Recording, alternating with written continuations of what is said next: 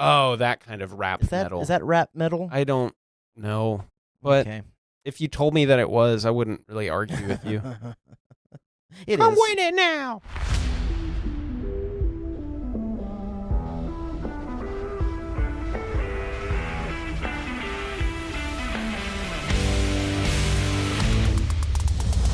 What's going on, everyone? This is the Aggie Game Day Extra Podcast. I'm senior Texas A&M sportswriter Travis Brown, alongside the new normal, the new usual crew. Over there, chief meteorologist Max Crawford. Hello. Move aside, Tyler. Over there, not Tyler. God. Sports reporter Erin Patterson. Hey. What's going on?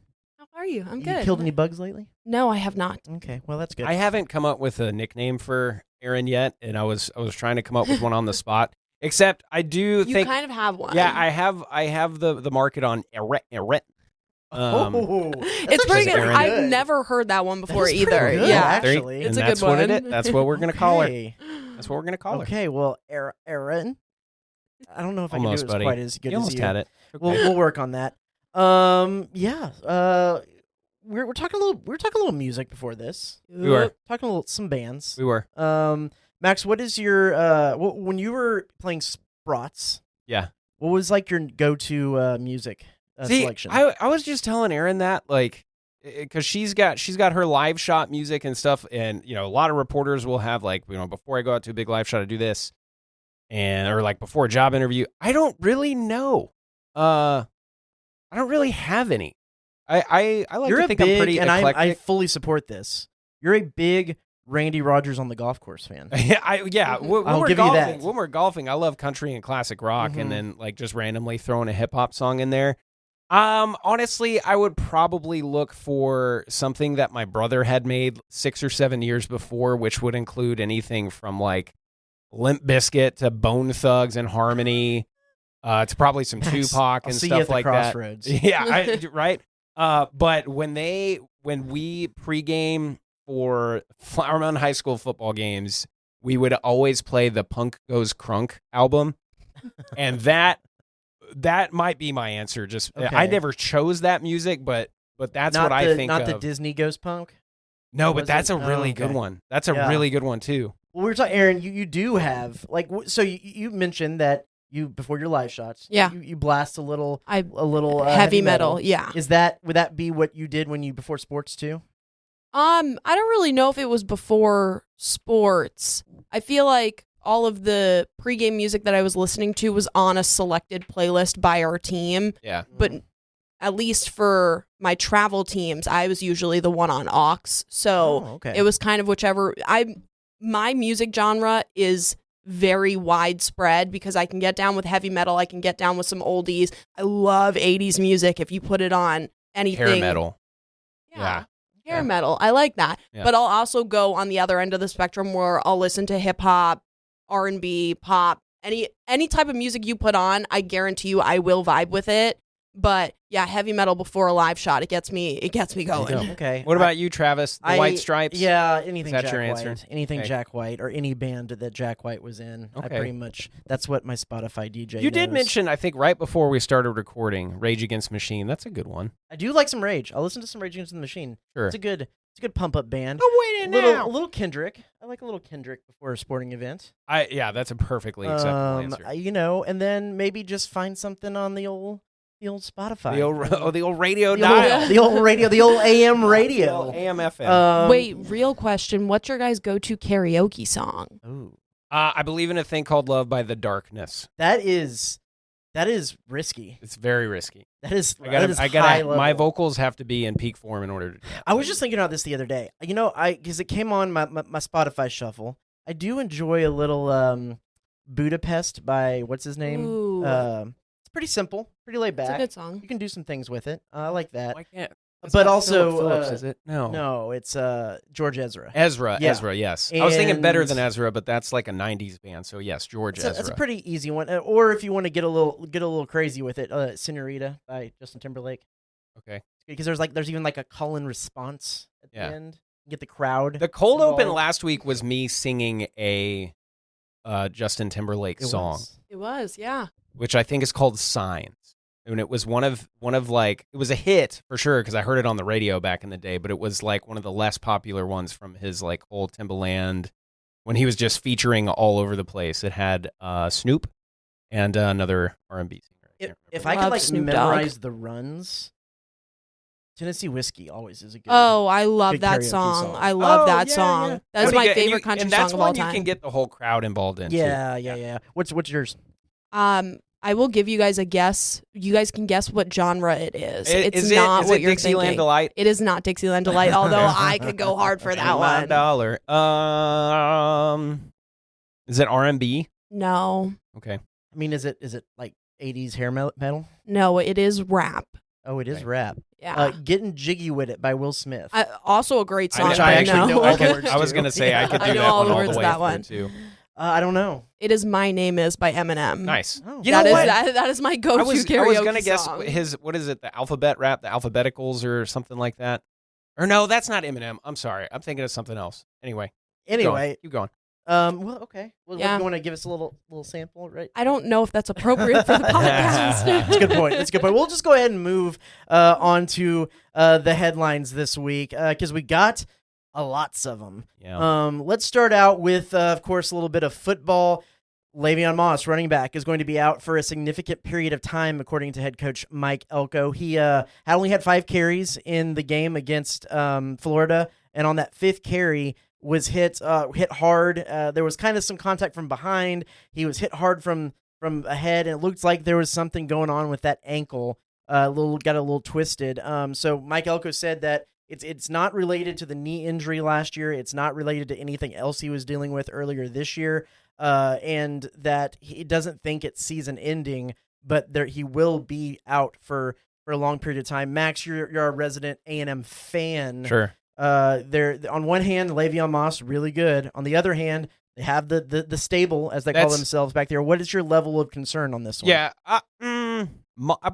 low to moderate, I suppose. I think if there was a time for him to be injured, this is maybe as good a time as any, just considering where we are in the season, because obviously you wouldn't want it to happen at like Missouri or anything like that. So I would assume he's out for LSU, which stinks. And maybe you hope best case scenario you get him back for Mizzou, but I think at this point, if you're really trying to play the long game here and assume that there's going to be some postseason stuff beyond just a regular bowl game, then I think you feel okay about him being fresh either for the last couple games of the year or, the last game of the year and maybe an Atlanta trip. And we're maybe getting ahead of ourselves a little bit with that. But I think that's what you can hope for at this point, is that if we take care of business until he gets healthy again, you should still see significant time from him. I will also say, to quote Moneyball, I think we can recreate him in the aggregate a little bit. And if there was a starting position for us to lose somebody in, this might be the position that I would pick if I had to. And that is no knock on Levy, because I think he's a phenomenal talent. But as far as drop off in talent behind him, I think that's the shortest drop. Mm-hmm. Whereas if we were to lose somebody like KC or Mario, which KC news notwithstanding, I would be a lot more concerned. If we were to lose another linebacker, like if Scooby got hurt again or Samford got hurt, like that would be a lot more concerning to me. Does that make sense? Yeah, Erin, what do you think? I would have to agree with Max. I do think that out of all of the positions, at least offensively, the running back room has just been so stellar the past couple of games. And I mean, you look at it from the perspective of Reuben Owens just came off having a really good game. Then Jamari Amaro came in last week against Mississippi State, had a great game. So I think it's a bummer, because I do think that he plays an intricate role in the offense, but I don't think there's the whole next man up mentality that we've been talking about for the past couple weeks. And I think that running back room is truly making that case true. So I don't know if it's going to hurt them. I would like to see them play against Arkansas, and I would like to see what kind of schemes they're running to see how big of a hit that it's going to take. But I think as of right now, I don't think it's going to be anything too bad. I really am curious. I think Ruben Owens is the guarantee. I mean, like, we're going to see a lot of Ruben Owens. Right. He's going to be the bell cow. It's actually behind Ruben Owens that gives me that I'm interested in, not even like concerned in, just interested in, because you have EJ Smith, you have Amari Daniels. Amari Daniels has not gotten a whole lot of run this year. And then you have Jamarian Morrow, and they've really hyped up Jamarian Morrow a lot. Is he the next guy that they go to in this whole situation? Is he going to get – Ruben was already getting a decent amount of reps when Le'Veon was in. Is Le'Veon going out actually going to give Jamarian Morrow some more reps, not necessarily Ruben more reps, because they continue to kind of rotate some of those guys out?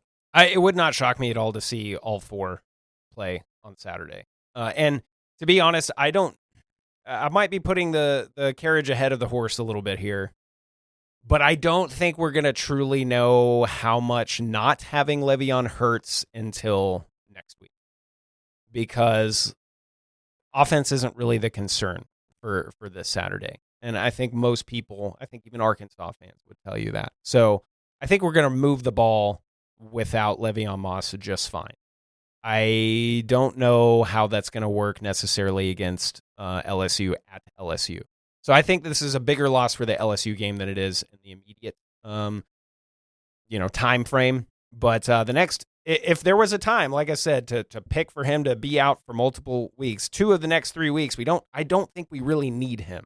On the other hand, we'll get into the matchup, but on the other hand, this is a high-powered Arkansas offense that can put points on the board. Would you want to maybe play a little bit more of a ball control game? Yes, absolutely, it would. Week? And Ruben Owens showed you that he could do that.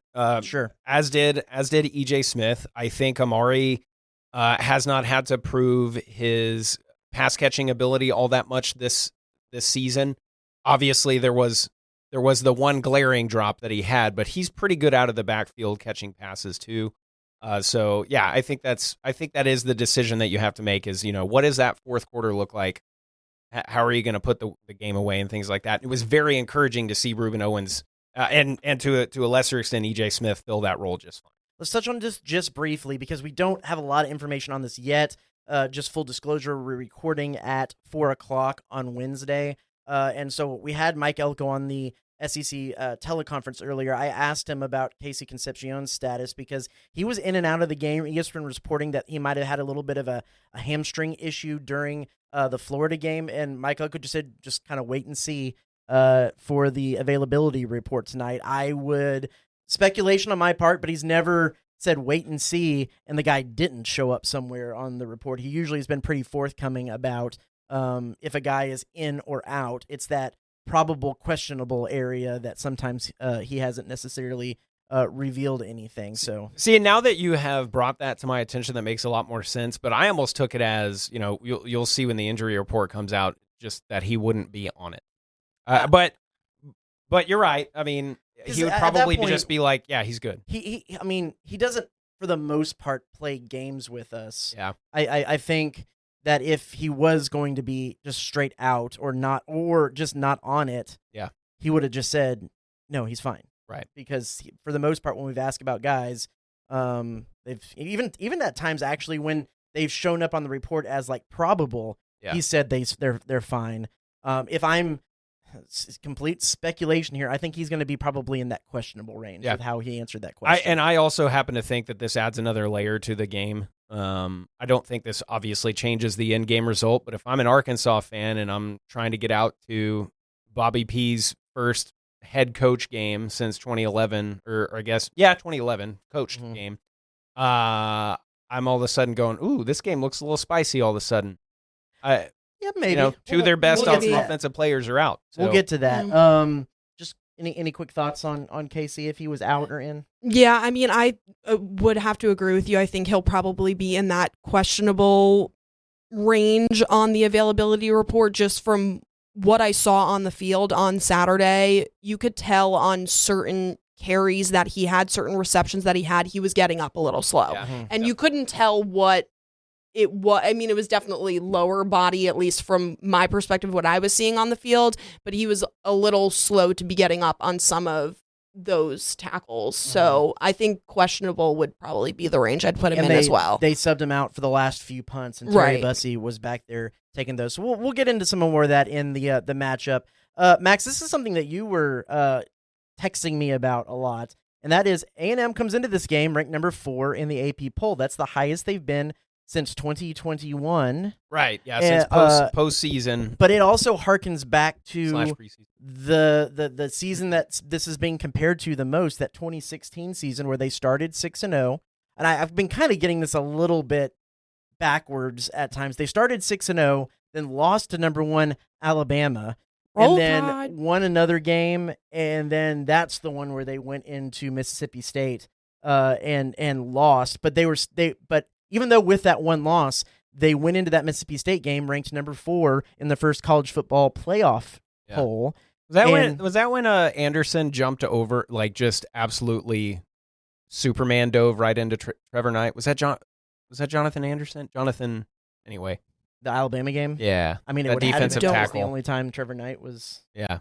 Anyway. That's what a lot of the discussions in the Aggie sphere this week have been about getting over that hump. Obviously, in 2020, we finished 9-1, and so percentage-wise, that was the best record we've had in a very, very long time, and that was the highest postseason ranking that we've had in a very, very long time, et cetera, and so forth. I think a lot of people have been kind of comparing this team to 2016 a lot and saying like, we started undefeated, but there's still a lot of opportunities for loss in the rest of the season. You've got a 3-game road trip, which thankfully there's a bye in between LSU and Mizzou. I think that will be very needed, not from a scheming and preparation standpoint. I think just from a rest standpoint. Mm-hmm. But there's hesitancy from a lot of the older Ags who are like, I've seen this happen before, and I'm still not this, and I'm still not that. For me, I'm kind of in the middle. As much as we have talked about BAS on this podcast, we just have to bring it up again. Like, my meter is like kind of wobbling a little bit on the bottom. It's like, should I be nervous about this game or not? And part of that is, sure, a little bit of BAS. Part of it is just because the Arkansas game is always weird. And then you throw in that the weather looks like it's going to be crummy. There's the interim head coach thing, which we have not had a lot of success with when visiting other stadiums. There's the offensive player injury. So there's just a lot of random little funky things going into this week that I think keep my brain from just all out writing this game off as a for sure victory, which I think, unless something crazy happens, we're going to win. But the thing is, crazy things happen against this team all the time, and now they have us at home. They always do. You always seem to have a little bit of your finger on the pulse of the top of the AP poll. Is this a good spot for A&M? I think it is. I think with the way they played last week, we said it in our recap. There was no doubt that they were higher than a 5th-ranked team. I believe you and I said 3rd-ranked team, actually, but I think it's a good place for them. I don't know. Max, I know that you're an A&M fan and all of that stuff, so your hope's never going to be too high, but okay. I think you're reading into it a little too much. Yeah, I think you're probably right. But that's also from the fan perspective. I get that. I do that all the time, so. Yeah. Right, and part of the reason why my brain has been overriding a lot of that is if you compare this team to last season's team, and you compare this team to 2016's team, there are some very, very key differences here that I think are ultimately going to be shown in this game. And so the whole reason I brought all that up was to say, like, we're 6-0 now, and we obviously have this road trip coming up where each game is losable. I'm almost at the point to where I say, you know what, I can kind of forgive a loss to LSU and Mizzou, even if it's back-to-back. I can forgive that because I think that happens to good, even great teams. Like, you go and you play 2 really tough opponents on the road. One of them's a for sure night game. If we were to lose 2 in a row there, I think we would still have everything in front of us, though the wiggle room would be a lot lower. To me, this is the game that you cannot forgive. And the reason we will have wiggle room if we lose this game is because we took care of business against Notre Dame. But my whole thing is, if there was a game for us to go in just BAS mode, Aggie it up, it would be this game. This is the game that I'm more worried about than the other two, because if we lose the other two, I still think that postseason aspirations are all on the table. This is a game that, for me, for my sake, and I said this last year, and I'll say it every single year, we cannot lose this game. And it's almost why I kind of like am relieved, but also hate that we're not playing Arkansas every year anymore after this year. It was as much of a rivalry game as A&M had for the majority of the time. Aggies and Arkansas fans do not like each other, and they do not like playing each other. Aggies don't like Jerry World, even though we're, whatever the record is, like 11-4 or something like that in Jerry World. So there's this lot of spooky things around this, but on paper and in my brain, I'm like, this team is layered. It's found multiple ways to win. It is facing another test, especially against an offense that is probably the best that it will have faced. Maybe not. Maybe Notre Dame's offense was better. But it's another test, and I think it's another test that they are going to pass and probably, all things considered, pass with flying colors. I want to move on real quick because this one's going to be one that we need to talk just a little bit more about, and that's shifting gears to men's basketball. I was in court all day Monday morning because men's basketball Travis's forward, court case. I was in court the other day. I was in court because that stuff. It's Rashawn Agee, the men's basketball forward who transferred in from USC, was granted eligibility by the court in that hearing. He sued because the NCAA had to ask the NCAA for a waiver for another year on his 5-year clock to be able to play one more year of college basketball for the Aggies. That waiver was denied multiple times. There's still A&M still put out a kind of a formal request for them to reconsider that is still pending. But while that's pending, and since it's the basketball season's within a month now, Rashawn Agee decided to go ahead and take legal action. They basically sued under the Pavia precedent that was set a few months ago. You should coin that term, the Pavia precedent.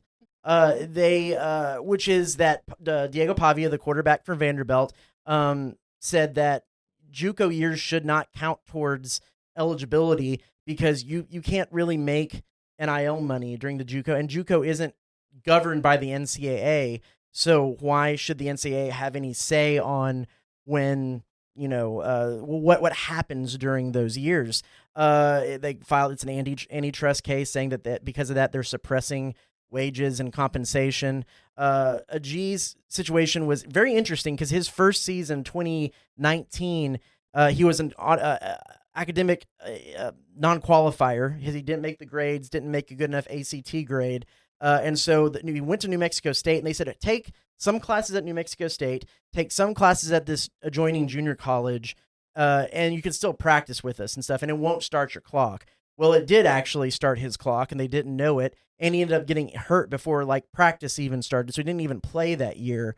Not to mention then 2 years later, he went to another junior college, Casper College, to play, and so he basically filed under the same precedent saying, hey, Pavia said that in that ruling, they said that he wasn't able to make these wages. It was an antitrust violation, and it was a pretty cut and dry case that he was able to win pretty quickly. The good news for them is the way this should work is that since it's a temporary restraining order, keeping the NCAA from filing any enforcing that rule, the 5-year rule against Agee, so they can't sanction A&M, they can't sanction him, they can't do anything with that, and it technically lasts up until this case goes to trial, or the NCAA clears them in a waiver and kind of drops their side of the case. But in all the lawyers that I talked to about this case, you can't decide an antitrust case in 6 months, and in 6 months the season will be over. And so ultimately, this was even though it isn't technically a final judgment, it was a final judgment because by the time really any of this happens, the season will be over. He'll be, maybe off to the NBA, off to somewhere else, and it won't really matter if it gets decided. So, okay. And so my only question about this, because it sounds like there's the biggest hurdles have been cleared.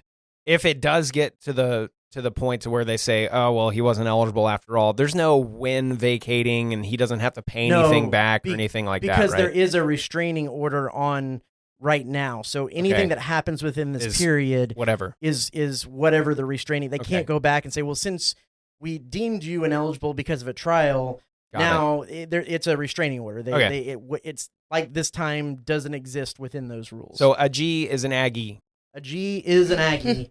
And Bucky McMillan, first off, came out in trial that he is going to making $1.2 million in rev share. Cool. So that's an interesting little factor. He hasn't been paid yet. It was pending his eligibility. Yeah. So he will probably start pulling a paycheck here soon. And Bucky McMillan said on the stand that he sees him as being a guy who could be the face of the franchise, face of the program, because of his leadership, his personality, and his ability to play. Sees him as an NBA talent. So he has a lot of. When you're testifying that under oath, that is a lot of to live up to. Yeah. And then we'll close it out. Aggie volleyball moves up to number 14 in the RPI, though they took their first SEC loss. They're still cruising. Soccer, not so much. Their time is looking like it's about to run out this season. Is soccer a conference tournament where a couple don't make it in? Yes. So A&M's probably not going to make it in. If they need to win some games to be able to make it in. Gotcha. But even then, they might not be above the 500 threshold to make the NCAA tournament. So. Over 40 years ago, my parents started C&J Barbecue, and today we continue to honor Dad's legacy with the best barbecue in the Brazos Valley. With locations on Harvey Road, Southwest Parkway, and our newest location on William Joe Bryan, we carry on our family tradition of serving up award-winning barbecue, sides, and desserts. We also offer delivery, catering, as well as custom menus and private chef services. Come visit us today for some of the best barbecue around. C&J Barbecue. The C is for Chip, the J is for Joe, and the barbecue is for you. So let's go ahead and move on to the matchup. But we're going to start with a special feature here in the matchup to start things off because Max, weather seems to be playing such a big piece in this. But it is number 4 Texas A&M 6-0 against 2-4 Arkansas. They have not won an SEC conference game yet. The Razorbacks. It's Saturday at 2:30 p.m. at Razorback Stadium. The game will be broadcast on ESPN. So Max, let's go ahead and dial up the old radar here. Let me also say, I've got a couple of things here to show you, and I'm gonna. We mentioned we're recording this at 4:00, so if I have to stop advancing graphics for a second, it's because Berkeley is doing her full weather on KBTX News at 4. But it's curious to me that this is the 2:30 kickoff, not so much, but it's 2:30 on ESPN when there is just such a wild slate of games this weekend. I still think that this is going to kind of be one that Arkansas fans and A&M fans are super interested in. And a reason I also think that is because I think there's a pretty decent chance that this game goes to streaming at some point, because I would be pretty surprised at this point if we're not talking either a delay or still rain at kick. So for those of my friends who are headed to Fayetteville to watch this game, a poncho or just a real sturdy rain jacket, I think is going to be a good idea, and even kind of negate that third bullet point if you just bring a sturdy jacket and like maybe some good moisture wicking pants or something, because you're probably going to get rained on, if not at the tailgates, at the game, or both.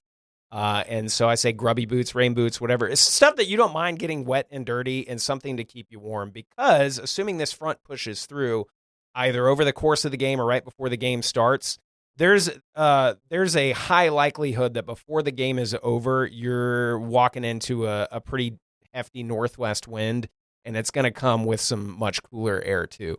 So it's a very dynamic forecast. And like Travis mentioned, this is dated. You know, we recorded this around 4:00 on Wednesday. So if you're watching this on Friday or something like that, the forecast has probably changed. Let me show you, though. I just tried to advance a graphic. Okay. Making sure that I'm not messing up Berkeley, because it's on the same box and you've got to, here's the clicker. So anyway, here's the setup. It's a low pressure system coming through. The same front is maybe going to bring us a couple storms on Saturday. Much more likely that it brings storms, and strong storms at that. Kind of right in the middle there is Arkansas. That whole area is outlined by the Storm Prediction Center for a severe risk. I think Fayetteville's kind of on the outer edge of that. I think that's not as huge of a concern for me. It's more just big rumbles and maybe some strong gusts of wind. Little Rock, a little bit to the north and east there is probably a bigger severe concern for me right now. And like I mentioned, that front's going to come through. Looks like Saturday evening, Saturday night for us, maybe even Sunday morning, and there could be some storms for that here locally. But this is the latest look at our in-house model going into Saturday morning. And if this is the case, this might actually be a pretty decent case scenario for us because it's got morning storms out the wazoo there. It's at about 7 a.m. That's probably before a lot of people are out tailgating anyway, so it might be a wet start. And then we have to switch over to the low res, which by the end of this evening, we'll have high res that goes all the way through game time. This model's a little bit slower and still having rain around kickoff, but largely having it be pretty light rain. So the lightning delay is not a for sure foregone conclusion, but the potential for rain, not only as the game starts, but maybe on the back end of this system as it is exiting the area is also there too. So rain chance on Saturday, especially the first half of the day, is right at 70%. And of course, I advanced to the wrong graphic there. I think Berkeley's stuff is messing with me too. But the rain chance, you can take us back full. I've got it at 70% for the day itself. By game time, got that down to 50. This is something that I'm going to be updating on social media all the way through because, you know, we've got obviously interests in Fayetteville. But weather is going to play a factor at some point. It's either going to be raining or storming, or it is going to be very breezy behind that front having rain. I would really enjoy it if there's no rain at all.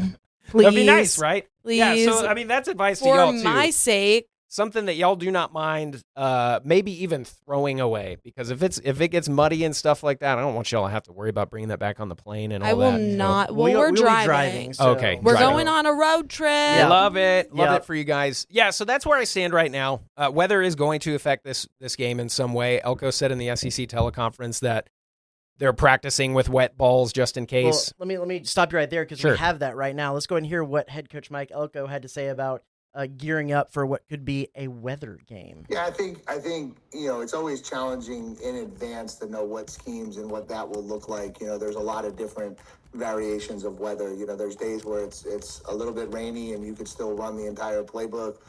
There's days where there's 40-mile-an-hour wind gusts and torrential downpours, and that obviously alters what you're capable of doing. And so I think you try to have a big plan to kind of adjust and adapt to the weather. We started doing some wet ball work today. We'll continue to do that tomorrow. That just basically entails kind of squirting the water bottles on the balls before we snap them, just so that our quarterbacks and our ball handlers get used to handling wet footballs. And we've done the same thing on special teams, and hopefully that gets us ready to go. So as you were saying, Mike Elko's talking about using the spray bottles to get the balls wet, have the quarterbacks get used to those, have the running backs get used to those. Yeah.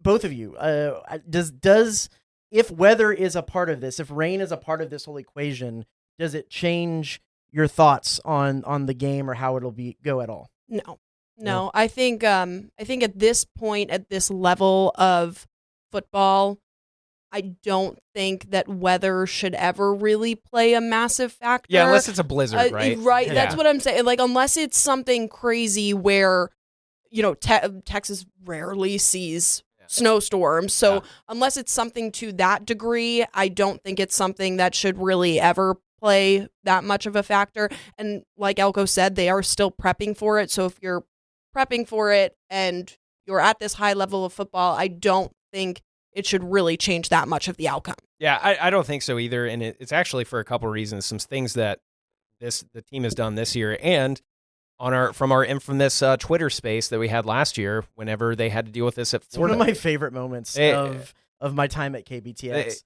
They were out there for the Florida game. They got to play a little bit, and they had to do a weather delay, and they came back. And, Florida tried to inch back a little bit, but ultimately they took care of business just fine. And so if that team already had that maturity and poise to deal with weather delays and stuff like that, I don't think that this team's going to have a problem with that either.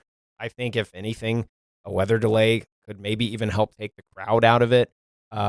So yeah, I would maybe say play slight advantage to us just because we haven't been on the road all that much this season, but they showed that they loved being on the road against Notre Dame. They loved it. They loved the A&M fans there and all that. If I could get the recording of that Twitter space from last year, I would absolutely I wonder if you could. You might use it. I back. might, if I can find it, it will be the cold open of this podcast, because I could not. We had Max at home talking forecast. I was up in the press box. Tyler Shaw was down on the field, and I could not hear Tyler at all. So I would just kind of pitch to Tyler, "Hey, Tyler, so what are you seeing down the field?" And he would apparently be talking. Yeah, he gave you some good information. And I would just come off, "Well, I don't guess we got Tyler here." And he's like, "Well, okay, whatever." Tyler would just go, "Okay." Yeah. So all right. So hopefully, if there's weather, A, we will have a Twitter space for you, and B, sure, it will go a little bit better than last time. Aaron, get ready for that. Get ready for me just cutting you off. I'm looking forward to it. We're wrangling two kids instead of one. Yeah, so that'll be a lot of fun. How the world turns. Yeah, it's always fun when weather does that. Which, by the way, Kentucky and Texas, I forget what time that kick is, but weather could be a factor in that game too, for sure. Well, the one thing that I'm interested in here, that I think weather could play a part in, and that is Bobby Petrino's offense. Bobby Petrino loves the deep ball. Yeah. He loves taking shots. He loves throwing it downfield. And if there is, as former offensive coordinator Daryl Dickey has said in his film studies with us, as it is just true by looking at the stats, the deep ball is a low percentage pass to begin with. Mm-hmm. It is a low percentage play. If you add raindrops getting into eyes, a little bit of a wet ball, something that you need to have that much touch on, that could necessarily affect their output. We're looking at the tail of the tape here. Arkansas is 6th in the country in total offense. They're averaging 511.5 yards per game. A&M's offense has been great this year. They're 25th in the nation, 258.5 yards per game in those. It's the defense that has really been failing the Razorbacks this year. They're 120th in the country, allowing 435 yards per game. A&M's defense, on the other hand, top 20, it's 19th at allowing 294.5 yards. Would probably be even better if it wasn't for the fact that they had faced a pretty good offense in UTSA. Yeah, earlier. They don't have that one more gimme game. Turnover margin, Arkansas, not great, 119th. They've been turning the ball over. They've had 2 games. I think it was the Ole Miss and the LSU games where they fumbled in the red zone when they had a chance to win it in the fourth quarter. Hog tears everywhere. I was going to say, very well could have been those 2 games, but it also happened against Memphis. That very well might have been the nail in the coffin. It was Ole Miss and Memphis. For Pittman. Yeah. All they had to do was run out the clock and I think maybe get a field goal to win it, or they might have even had the lead. No, they just needed a field goal. They just needed a field goal. Mm-hmm. And Arrington, the former College Station High quarterback, is the one who got the first down for Memphis to seal that game. I remember that, yeah. But yeah, turnover prone, and obviously that was a running back who fumbled that, but Taylon Green has kind of shown that where he is, I think he's a lot like Marcel Reed in that he's very streaky. He can make plays with his legs. I think Taylon Green's a little better, a little more natural on the deep ball than Marcel is, and I think that's really the only true advantage that Taylon Green has over Marcel Reed. And I think if we're just kind of breaking it down position by position, to me, that's the only position advantage that Arkansas has.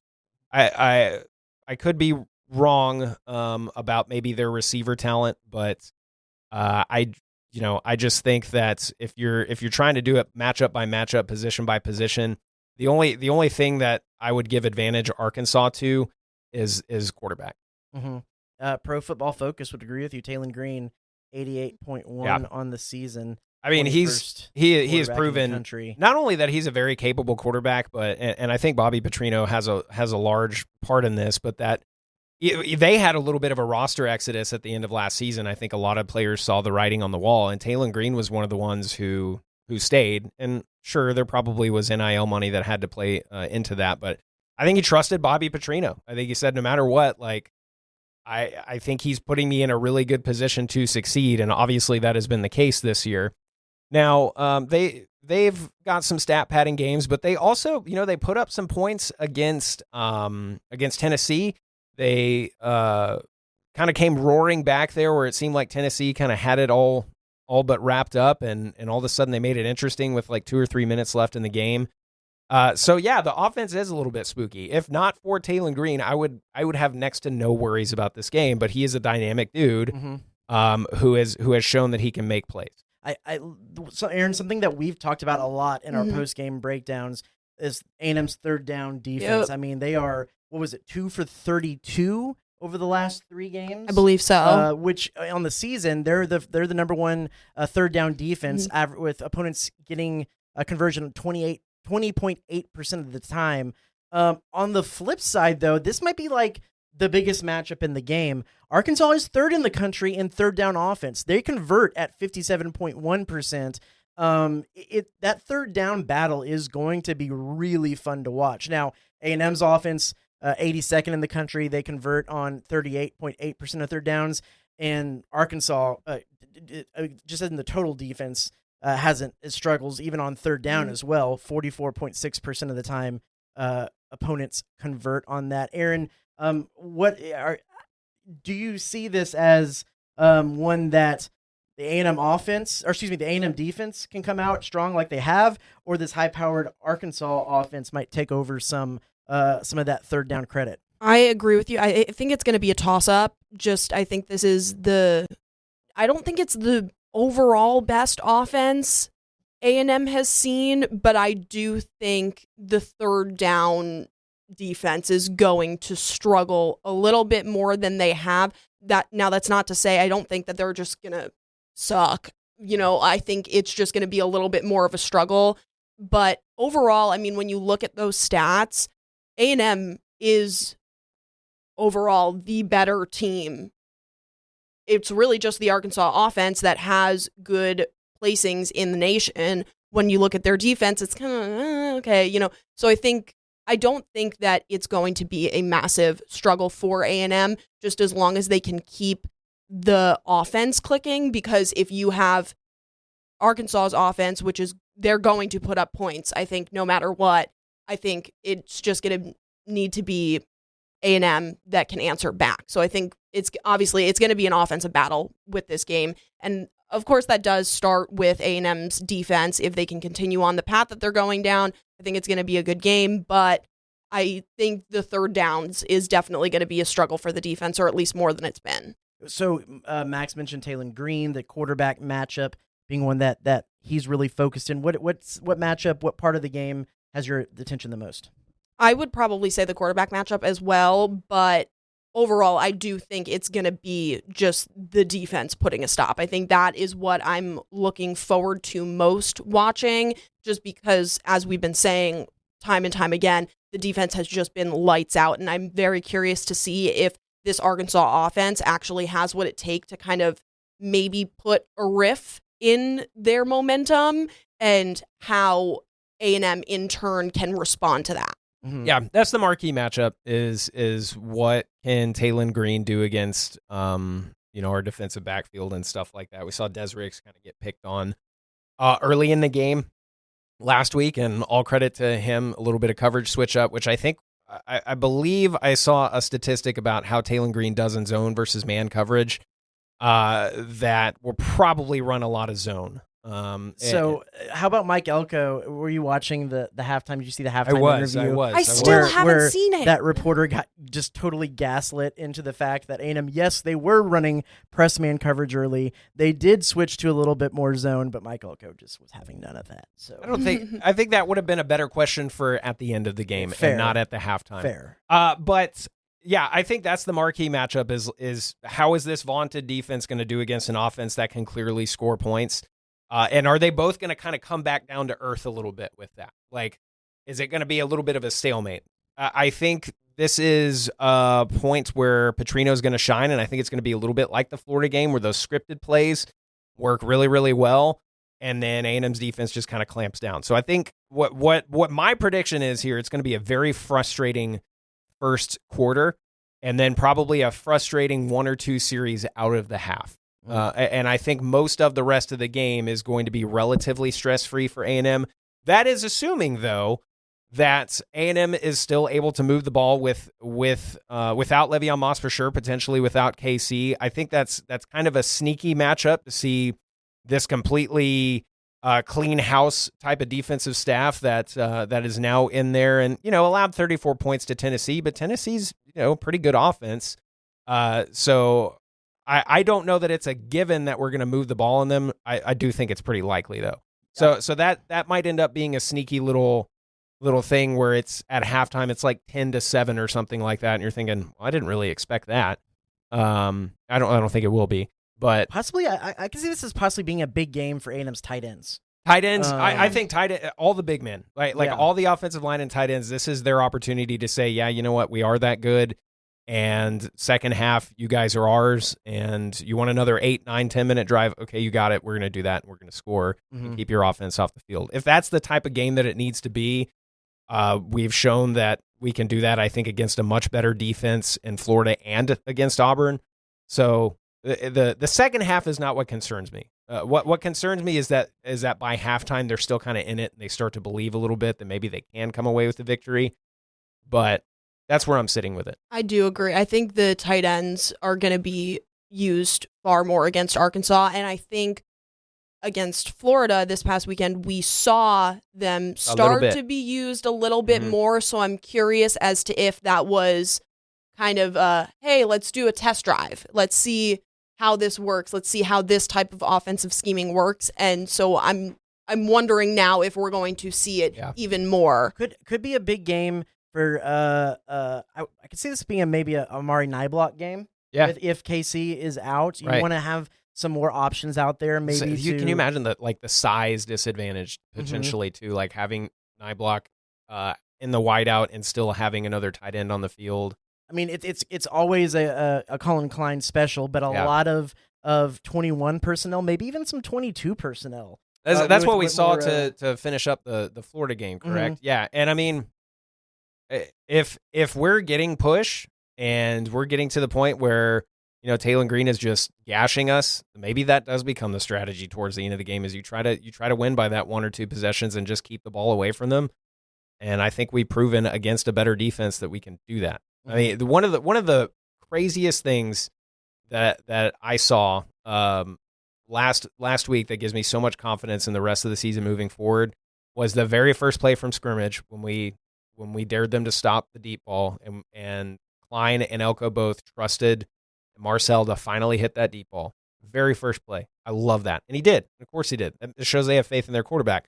And then I think almost even more that I like is it was so clear after the first run, maybe 2, that we were just going to try to run the clock out. And there was, 11 minutes left in the game. And I was like, that's a lot of clock to run out. But it was so obvious. And I think it was a 14-play drive where we ran it 13 times and drained 8 minutes of clock. And they knew what was coming every single time, and they could not stop it. And that is the closest thing to that 2020 offense that we had. That was the most successful that A&M's had since Johnny. And that just kind of told me, like, okay, there's another way we can win. So you put together, the sneakiness of Bobby Petrino and his offensive, whatever the opposite of ineptitude is, and Taylor Green being really good and stuff like that, and home field advantage for the first time since 2013. And then you say, okay, but I think we can meet that challenge perfectly fine because we've passed all the other tests this year. So why wouldn't we pass this one? Score prediction? I don't know. I truly, maybe y'all go, and I might just kind of slightly adjust what y'all say. What are you thinking about the game and score prediction, Erin? 42-21.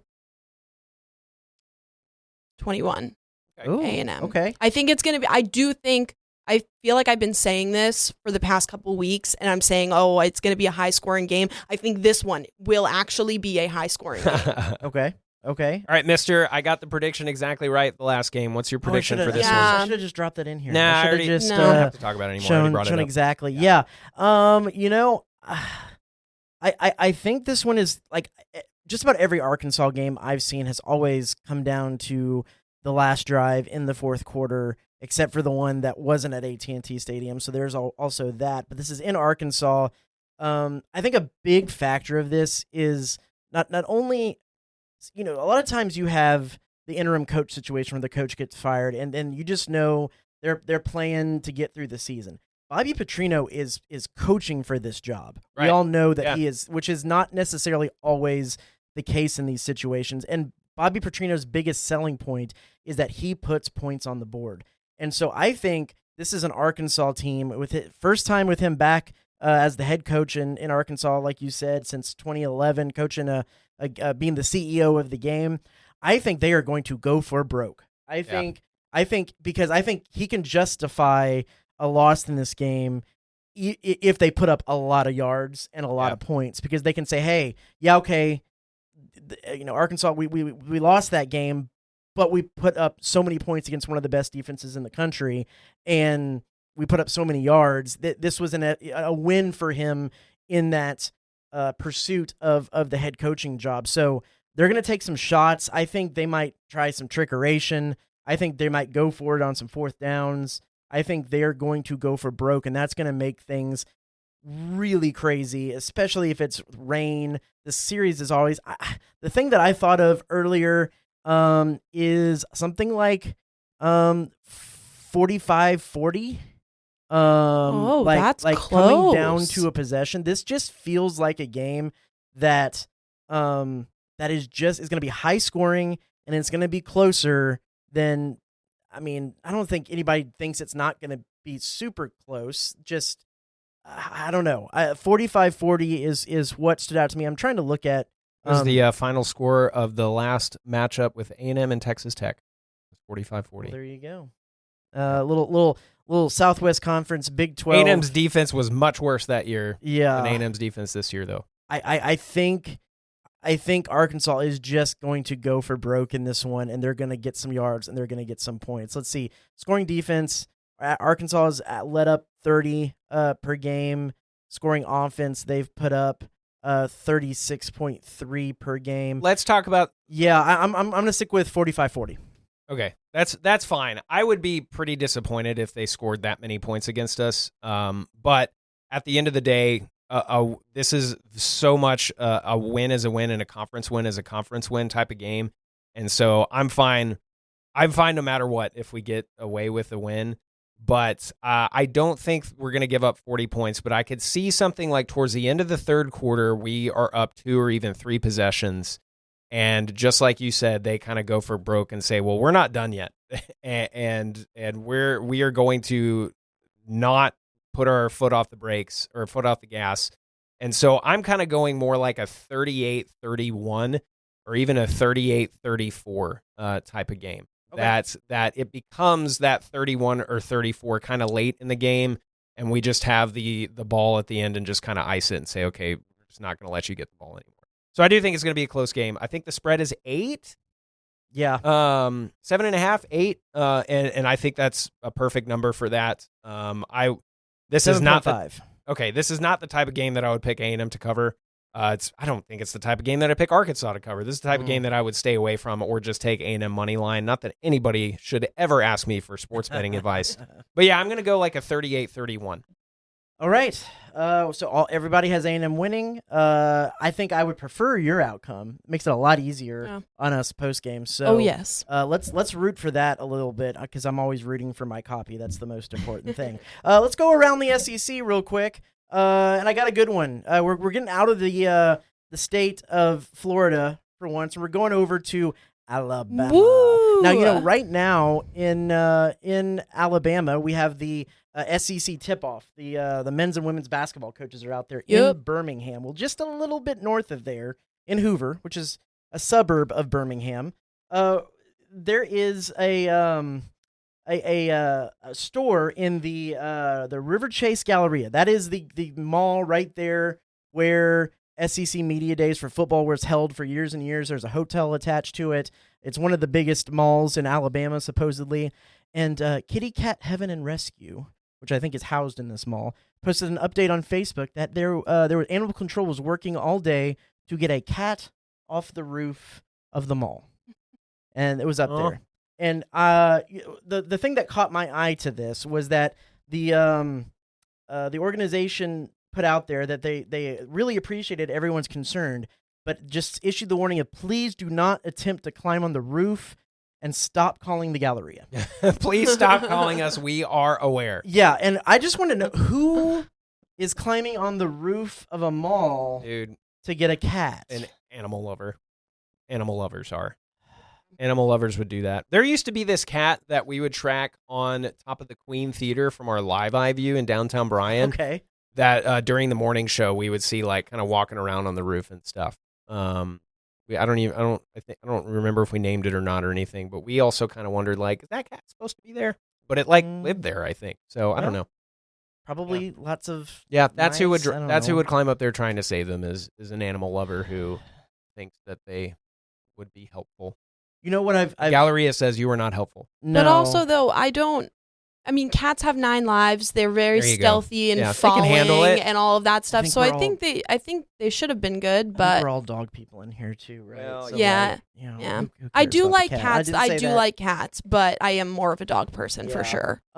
Yeah. So, I've gotten into, sometimes I scroll through the YouTubes when I'm trying to fall asleep at nights. Max, you're aware of this. Yeah. And one of the things I've run across every now and then, it's not like my favorite go-to genre. One of the genres is the abandoned mall explorer. Oh, those are so cool. So I see TikToks about that. So yeah, I'm in. And maybe this cat, this mall isn't dead yet. No. So maybe this cat just thought Just he was looking for a trying new to home. get into one of those abandoned malls. Get some cheap real estate. I always think of like old school Tony Hawk Pro Skater. when There you you're go. Going to Yeah, abandoned now we're mall, but- talking. I would like to make note. I barely mentioned Alabama. I said Yeah, Roll you did Tide good. only You once. did good. And it is the 3rd Saturday in I- October, yeah. so smoke them if you got them. I'm telling you, man. That's It all is- I'm going to say. It is another loaded weekend. Last weekend was kind of like, even though there was chaos. It was at first glance, it was like, I wonder if this weekend, as crazy as it looks, it's just going to end up being like, yeah, everybody won who we thought they won. But Alabama, Tennessee is going to be a good one. I'm also really excited to see LSU Vanderbilt. Yep. That's going to be a great game. Be a crazy matchup. I think Arizona State is going to give Tech a run for their money. What is that? Ole Miss, Georgia. How about Texas Tech? Top 10 in both total offense and total defense this year. Top 10. Also, top 10 in football and men's basketball. The only one in the country to do it. History. Max Crawford, everyone. Max Crawford, everyone. Whatever. I think that's about all the time. USC, Notre Dame. That's a good one, too. Anyway. Yeah, I think that's all the time we have now that Max has busted out his baby voice. We'll be Aaron and I will be up there in Arkansas to cover everything that's going on up there. Pray with the for no Aggies. rain. Yeah, no rain would be preferable. Max, get on that. We'll see. Be sure to check his socials, his broadcasts. I'll be sure to, he tags me in them. I'll retweet them to get them out of there so we can get you the best update for all those who are going up there watching and who, want to know if the game's going to be delayed on the old TV. Check out Aaron on the 5, 6, and 10 as well, and we'll have all kinds of stuff leading up to that game on KBTX.com. So, for Erin Patterson, Max Crawford, I'm Travis Brown. This is the Aggie Game Day Extra Podcast. We'll see you next week.